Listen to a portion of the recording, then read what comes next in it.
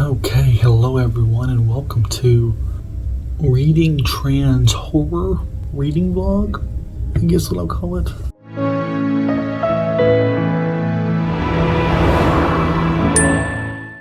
I'm talking lugs in my office, and I really don't know how well noise travels, and I feel weird for filming at work, but also it's exciting to share my personal office. I feel so, professional isn't quite the right word. I feel validated, is what I feel like. But that's not why we're here. We're here in the Trans Girl April. I finished one book. That's not true. I finished 2 books for the James Baldwin Readathon.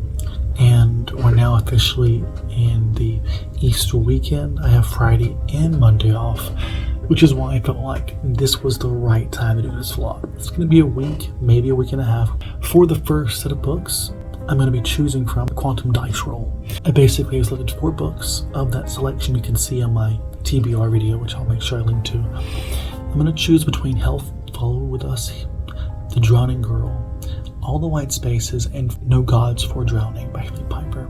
I'm also going to add a 5th option, which is Go Where My Heart Compels Me. So that's kind of a cheat. But to be honest, of these, I feel like No Gods for Drowning is the one I want to read the least, enough so that I don't want to give it equal weight to the others.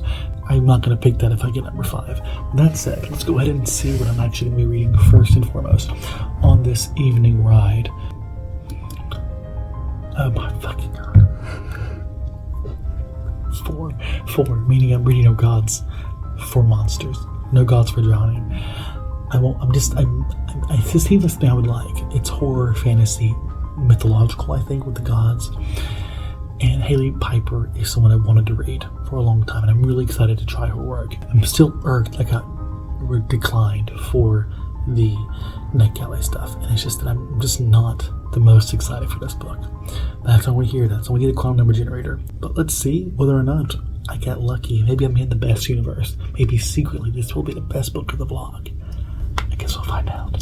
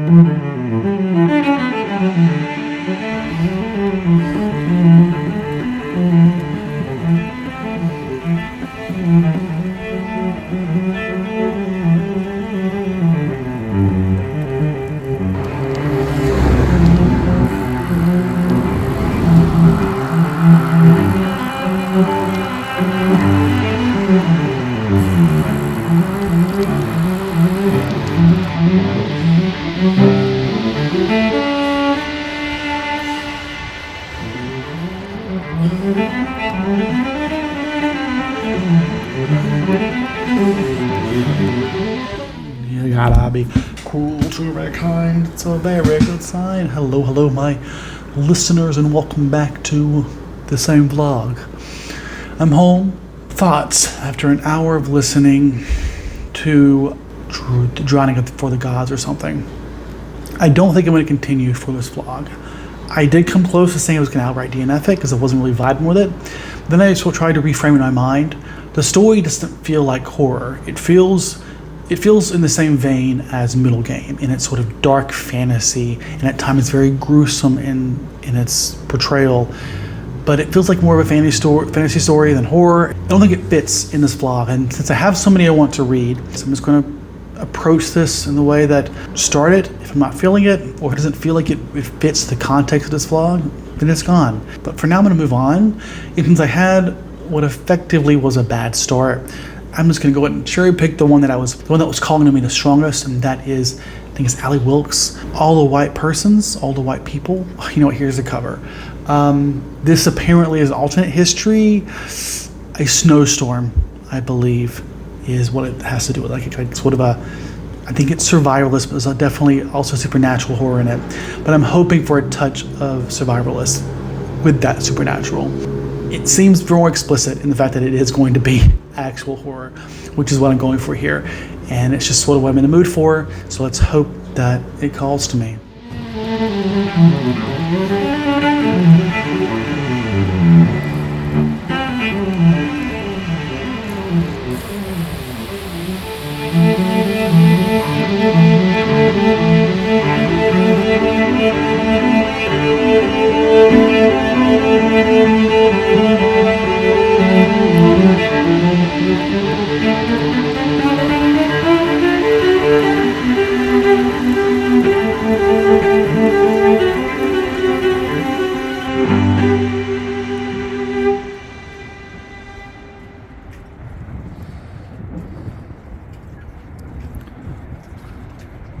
taking a path along the river up north. Usually I take the path along the ocean or to the ocean along the river. And this one I'm basically taking northward and I'm going to ride along it. I remember when I first moved here, I saw this path and I was like, oh, I want to come here. But it's just so far from where I live that it's not necessarily the most ideal. And then for days like today, where it's a holiday, I don't have to go to work, I have all this time, I figured, you know, why not share something new on my vlog and get some new photos. I did bring my drone, unfortunately. That wind's pretty strong. But this would have been a great spot to have it. It's really nice. It was kind of cold at first, a little bit of mostly shade and a little bit of rain. It's like just below 70 probably. Very pleasant day.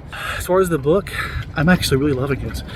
It follows this young teen, 17, who sneaks onto this expedition ship down to Antarctica, and he's supposedly being motivated by the fact that his brothers died trying to do that, or maybe they died in the war before they had a chance to do it. I'm not entirely sure. There's an added complexity to the sneaking on board, is the fact that he's actually trans. It's not made clear if he's a trans man or non-binary. He's using he/him pronouns in the book. But the gender identity discussion is actually really interesting. It reminds me a bit, obviously with a different tone, of that character from Our Flag Means Death. Obviously it's very similar, but with much more realistic dark tone. I mean, not that it's not real there, it's just, you know, it's more comedic.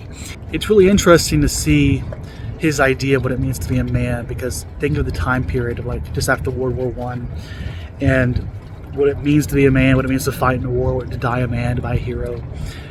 There's some toxic mindsets going on into how he's living his life, and even though he's getting treated like shit, he's treating other people like shit based around those mentalities. And I think it's just really intriguing to see him reckoning with his own idea of manhood and his own gender. And I really like to see that in the story. And the story itself is, sorry, I guess the way I don't want my phone like to flip forward in the water. And it's really interesting, on top of the fact that the story is, the tone is very sinister. It feels like it's a solid survivalist horror. Like I can tell something's going to happen. Of course, the synopsis tells us it's supernatural too, supposedly. So there's also that added thing. But I'm just like really excited by this. When I read the synopsis, when I picked up this book for this vlog, I had a certain mindset of what I wanted from this book. And it's a gust of wind. I got to get out. Wind down here. And so far, it's proving to be exactly what I wanted. So that's exciting. It's exactly where I wanted to go. Fuck, that's very out of the way. Fuck this. That's exactly why I wanted to ride. Well, I'm gonna try the detour and see what the fuck happens.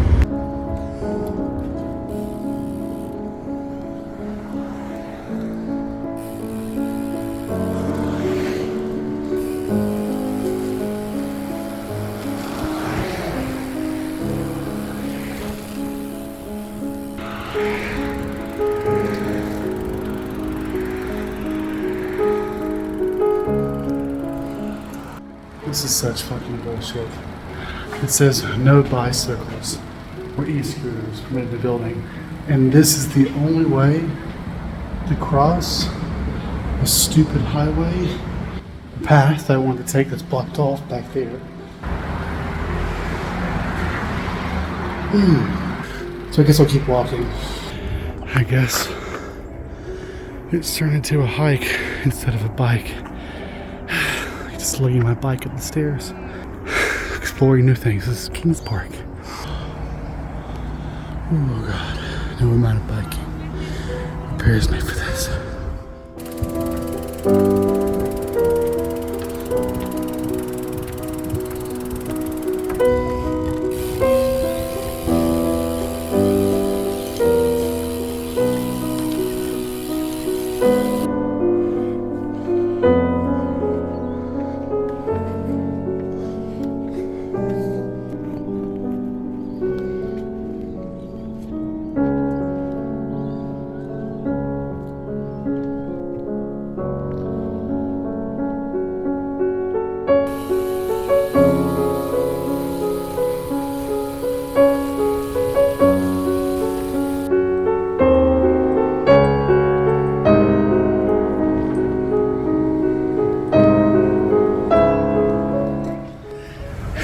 Probably too windy to hear me. It's gorgeous, isn't it? Let's play some music in the key. You know, it's hard to believe that I came up from all the way back. But I'm pretty sure the stairs were that big. The book, no updates yet. Well, 35%. I think I have. Maybe just try 5 hours at 1.8 speeds. I think I'm going to switch to Hell Followed Us or something, because that seems like a more light-hearted book. I'm kind of in the mood for that, like just to balance the two, jump between the two. I have to take the bus, go to the train, take it to like nearby where I live. But I think I'm not trying to push through because I have no obligations. It's just the stairs. King's Park is working hard.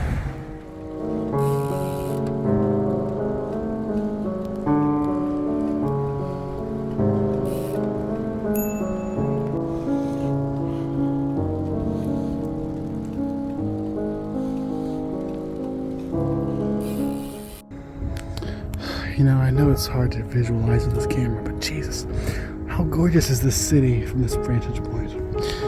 From this distant vantage point. Oh my God, look at the fucking sunset. I'm sorry. It's not quite as purple on my end. It was a second ago, but who cares, right? You still get the vibe. It's cool. It's great. It's beautiful. Okay, welcome to day 2. It's Saturday. No, is it? I confuse myself sometimes when I try to relate to myself. What day is it in Georgia? I'm not that confused. It's a spiraling thing. I'm convincing myself I am. Where am I in the reading?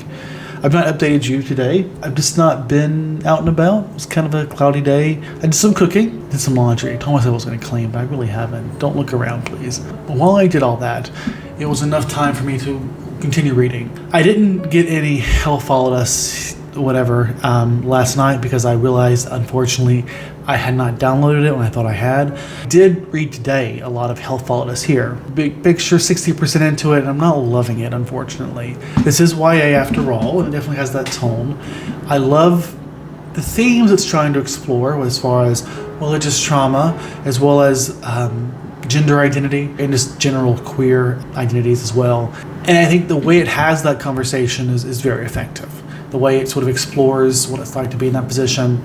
Our main character really being themselves a trans man, or I guess a trans guy, because he's still kind of a kid, a teenager. But the story itself is just not working for me. We're set in a dystopia in the near future, I think, where basically religious cult has taken over, I believe, or maybe he's escaping just the cult. But I feel like the society is basically completely overturned.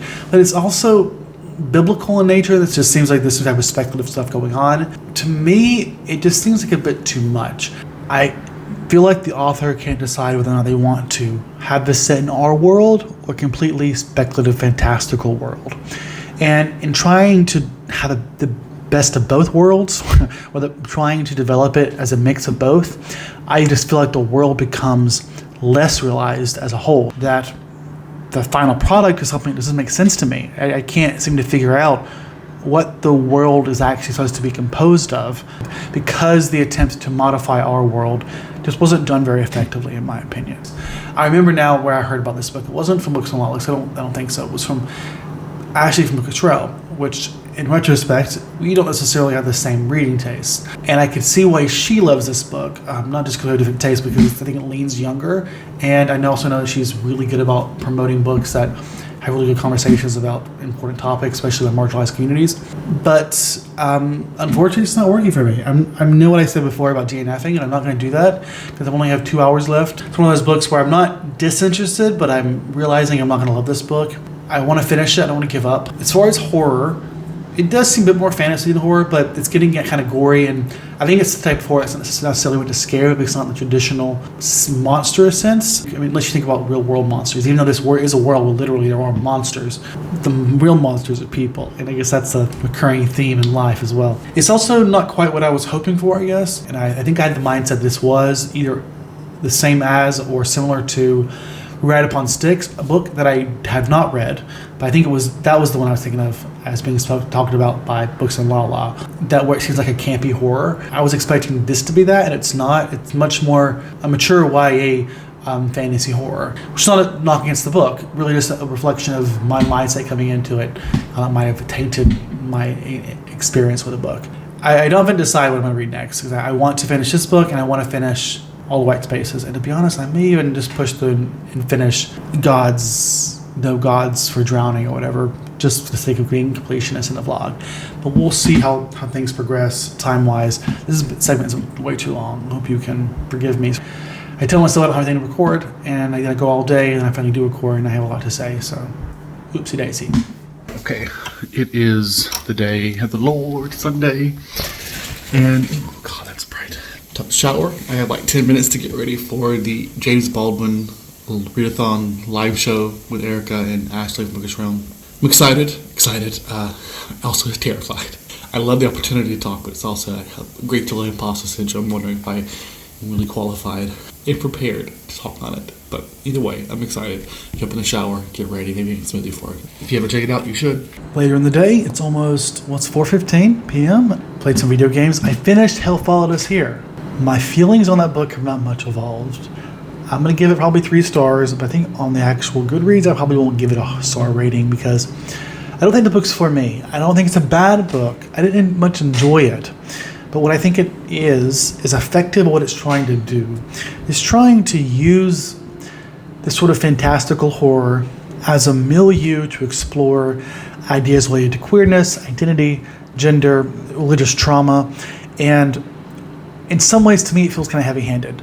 But in the context for a YA reader, I think it might be very effective. I think it's a good way to get them to think about these ideas and to reflect on them in a way they might not have otherwise. So in that sense, I think it's actually very effective what it's trying to be. It's just not something that's trying to be a book that's for me, and that's okay. In other news, I've decided to continue No Gods for Drowning. Don't ask me why. I'm so much of a mood reader, I can't help myself. Part of it was Thomas Wagner from SFF 180 did a discussion of Haley Piper's various books. And I'm regretting not picking up one of her other books for this vlog, but now I just kind of want to keep it going because it is still sort of dark fantasy, even if it is not strictly horror, in the sense that it's sort of mythological. And it's actually reminds me in some ways of Hell Followed Us Here, in the sense that there are not angelic but godlike figures, but just not Christianity. And I'm intrigued, and I kind of want to keep reading it. I'm thinking what I'm going to do is I'm going to go for a bike ride, hopefully get some footage for you of the sun setting, and I'll listen to No Gods for Drowning, and maybe on the way back, I'll switch back over to all the white spaces. As it stands, I have a solid 4 to 5 hours per book. That could last me the entire week. I would really like to read at least one other book. I don't know if and when that'll happen. I looked at the books that I listed for y'all here. They're all so fucking long. What am I thinking when I make a vlog idea with a list of very long books? But that's okay. The goal here is just to enjoy what I'm reading, or at least enjoy the reading process, enjoy the vlogging process, and to reflect on why I might not enjoy a book if I don't. And that's happening. But otherwise, I'm going to eat some food, maybe pack a snack, and hopefully be out of here by 5 o'clock.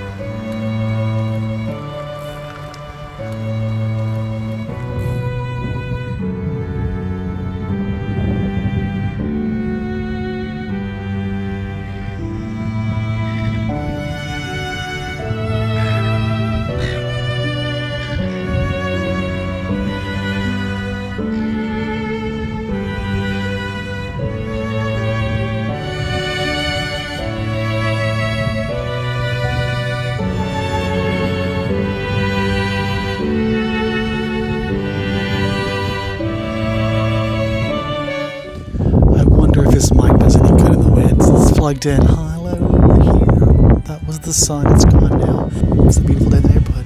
Good ride so far. It's kind of cold, but not in a bad way. As long as I stay active, I won't get too cold. But this is great. Enjoying the book too. It's actually really, really exciting right now.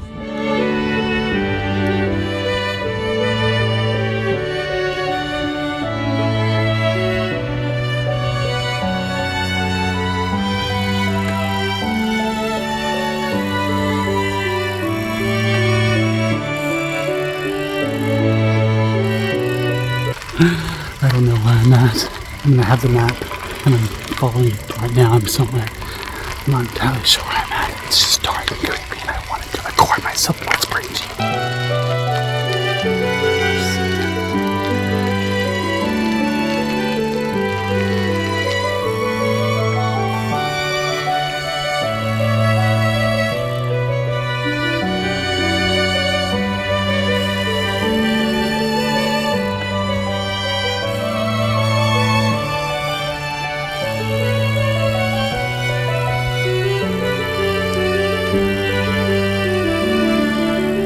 So I'm here in Scarborough. We just passed it.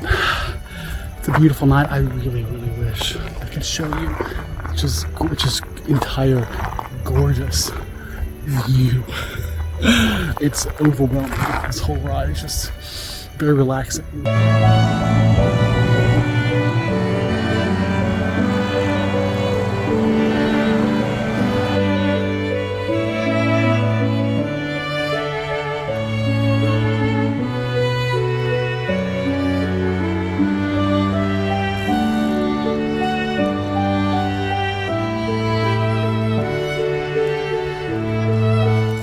Hi, it's me.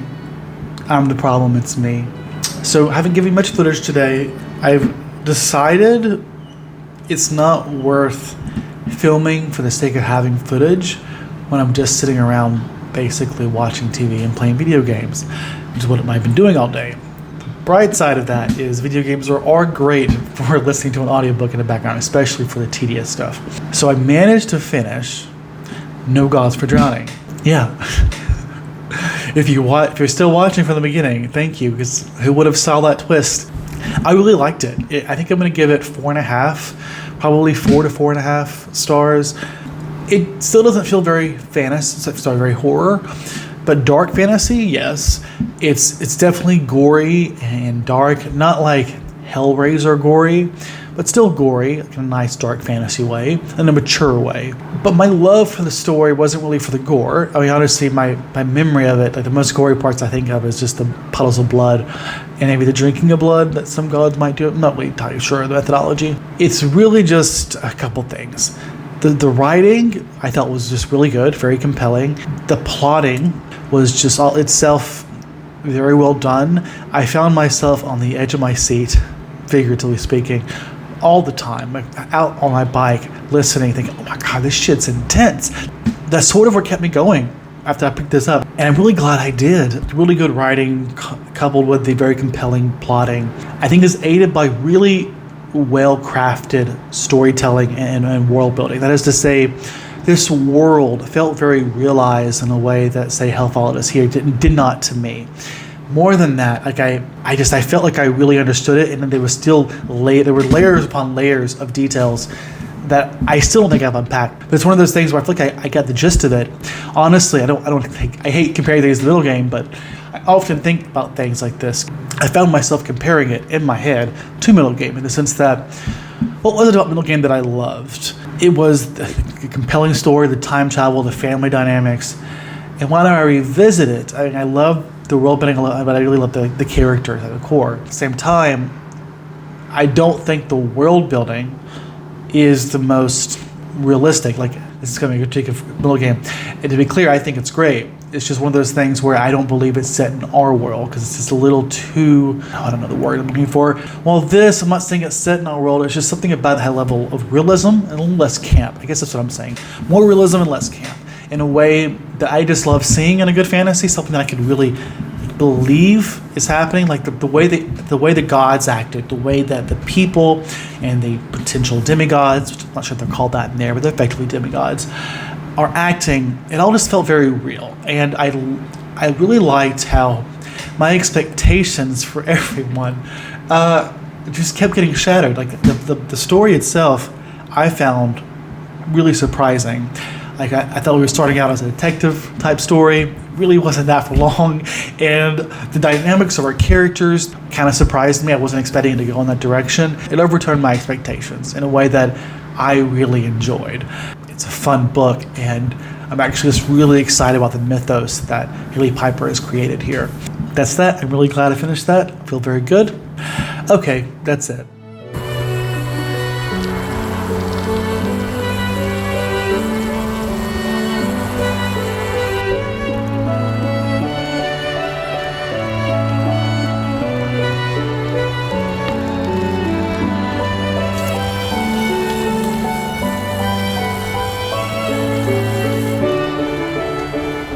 Okay, we are on to the next day. I went to work for just like a short meeting. Today's actually a holiday, but I did some work anyways. Basically, the models I'm running, some of them failed because the computer crashed, but they're back up and running. Not that you care much about that. But while out and about, I finished All the White Spaces by Ali Wilkes. My feelings on this book are overall very positive. I think I've already told you pretty much what it's about, and I've given you my feelings on the tone. I think it perfectly encapsulates the type of survivalist horror I was hoping for. It walks this line of potentially psychological towards supernatural monster that we don't quite understand until things start to progress. Without giving away the story, I think it just was very effective. It felt a little long. I don't know if that was because of the book itself or because of my own attention span. But overall, I thought the story was really compelling. The details with the character names were kind of overwhelming. I didn't always remember who's who, but I remembered most of the main people, and I didn't find myself too lost in the story. And so far, of the 3 books now I've read, which I feel pretty good about, this is I think by far the best horror book. I think it's the most effective horror, at least by my standards. It was the most effective at just igniting the response that I want from a horror, whether it be just outright fear to just being unnerved or disturbed. What am I reading next? Things are actually coming along really well. 3 books is a lot for me lately. I'm going to focus on the one that I'm most interested in reading among this bunch, and that is The Drowning Girl by Caitlin R. Kernan, I think is what it is. I can't tell you why exactly. I mean, I think it's like a ghost story maybe. On that, let's get on with the evening. I don't think I'm doing much reading tonight. I'm going to keep watching Beef. You should check it out on Netflix. The next day. I told myself I wouldn't wait for the sun to go down, but now look at it. It's almost sunset. So, I have not been reading The Drowning Girl, whatever that book was called, because I remembered, like as soon as I finished talking to you, I remembered that I wanted to include listening to the short stories of Alyssa Wong here. They have works in 1,000 New Beginnings, a series of fantastical Asian mythology type short stories, as well as some work in Robots and Fairies and work in Ellen Datlow's Something Deep.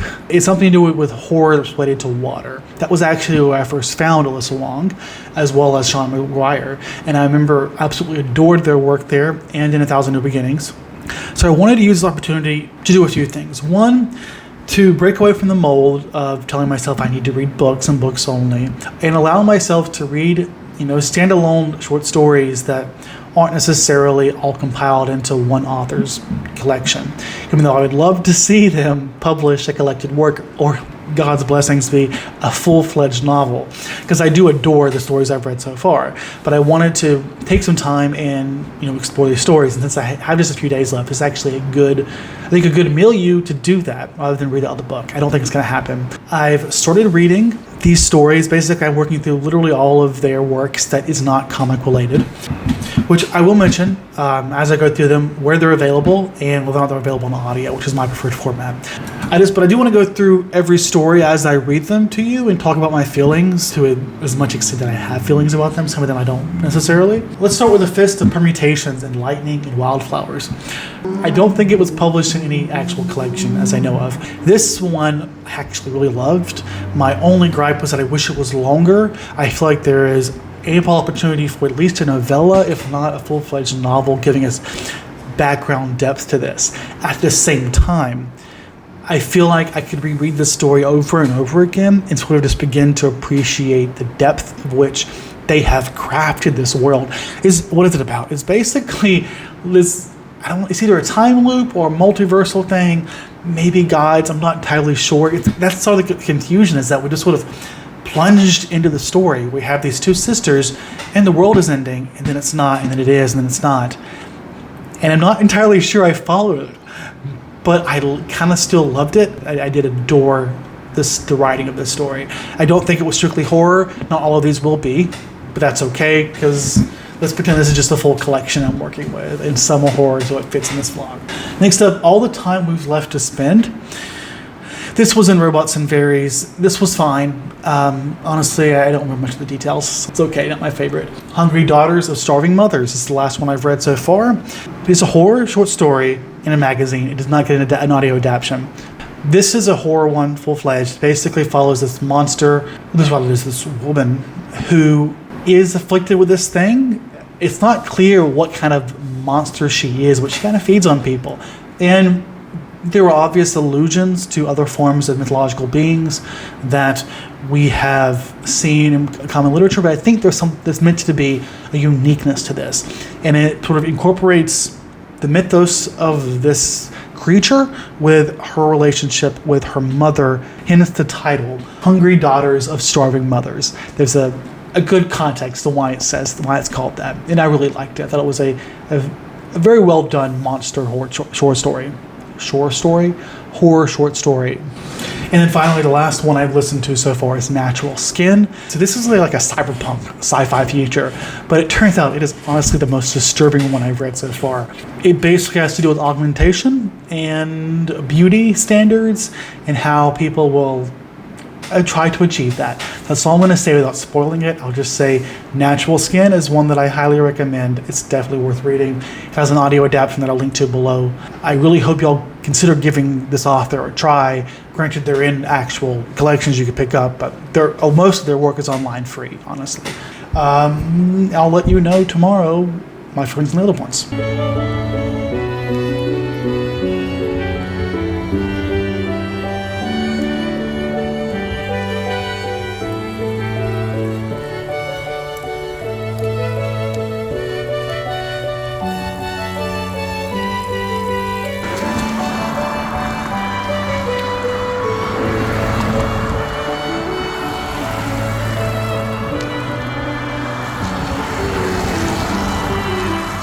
Hello, we are now on to my Friday. It's afternoon, I am exhausted. It's been a really busy week. I've been preparing for a camping trip that I'm taking to Western Australia, where I'm going to be seeing the solar eclipse. I'm leaving on Monday, so I need to start closing this out. I just don't have time to really be adventurous right now, because I'm about to be very adventurous. So this vlog isn't being very exciting. So bear with me.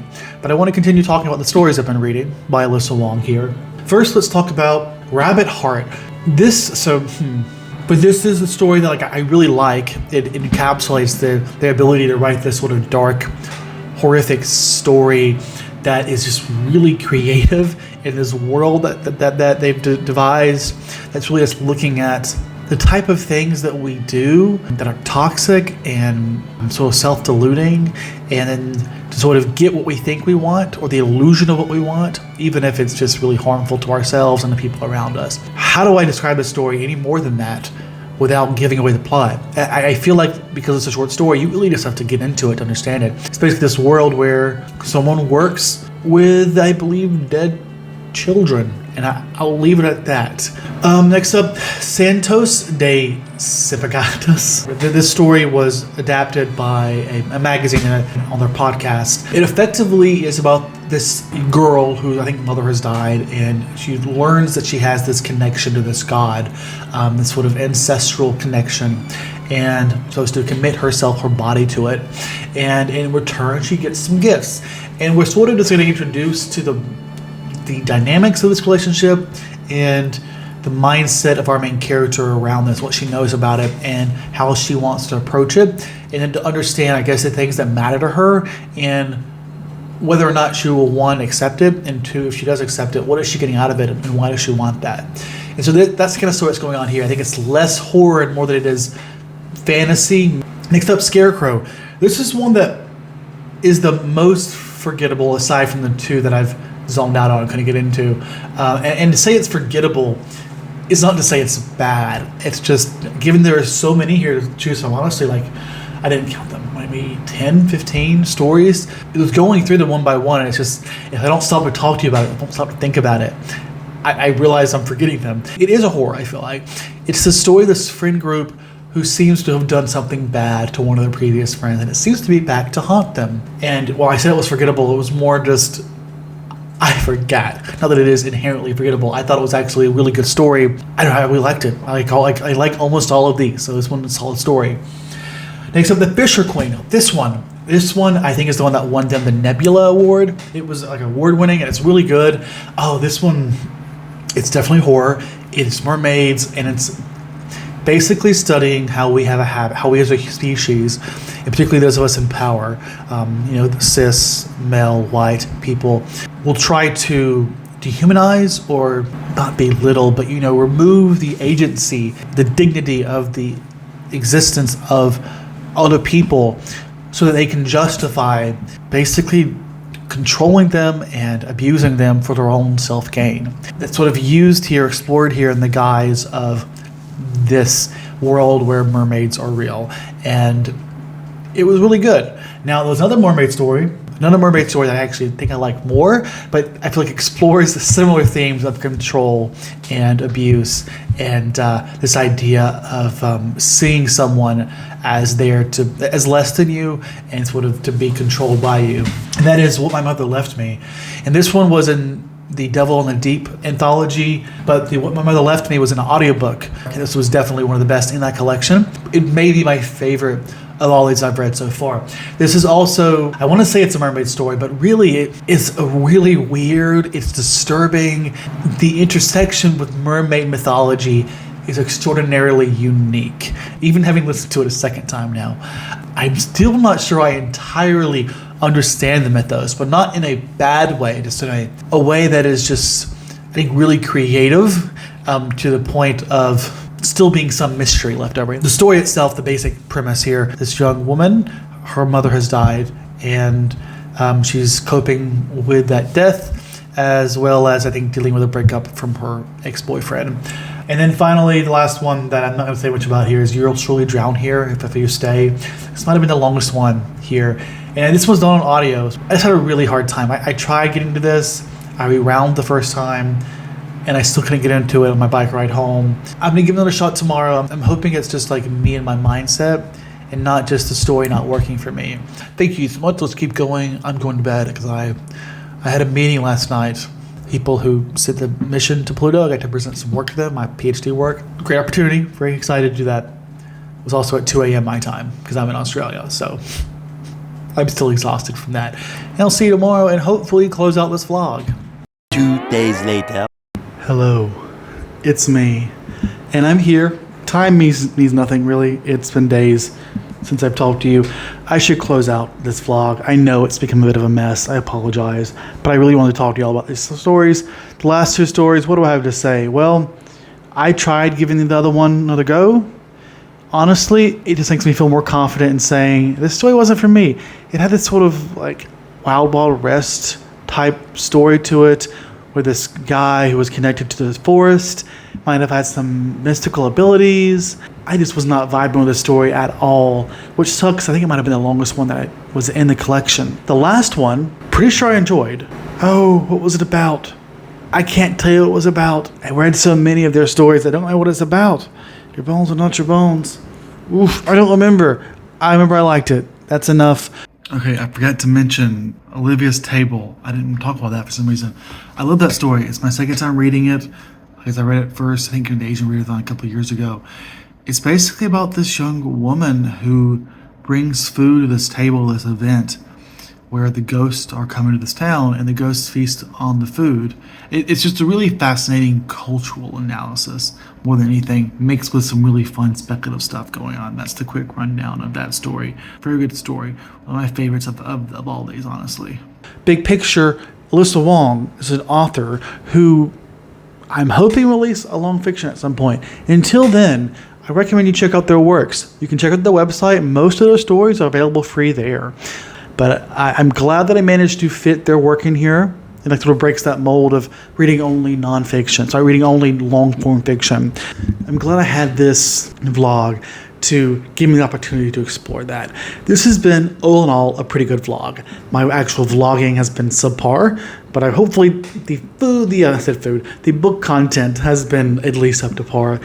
If you made it to the end, I'm very grateful.